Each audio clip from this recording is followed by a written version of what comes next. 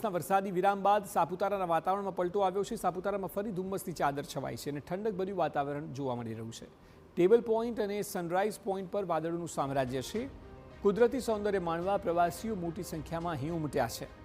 ઘાટ માર્ગ પર વાહન ચાલકો માટે ડ્રાઇવિંગ કરવું થોડું મુશ્કેલ બન્યું છે, પરંતુ સાપુતારામાં ધુમ્મસની ચાદરથી સહેલાણીઓમાં અનેરો આનંદ છે, કારણ કે સાપુતારા લોકો જતા જ ચોમાસામાં એટલા માટે હોય છે કે તેઓ વરસાદને જોઈ શકે, પર્વત વિસ્તાર છે એટલે તેની મજા માણી શકે અને અત્યારે કુદરતી સૌંદર્ય નિહાળવા માટે પ્રવાસીઓ ત્યાં ઉપલબ્ધ છે। આમ પણ શુક્ર, શનિ, રવિની 3 જે રજાઓ છે તેના લીધે વધારે પ્રવાસીઓનો ધસારો અત્યારે સાપુતારામાં જોવા મળી રહ્યો છે।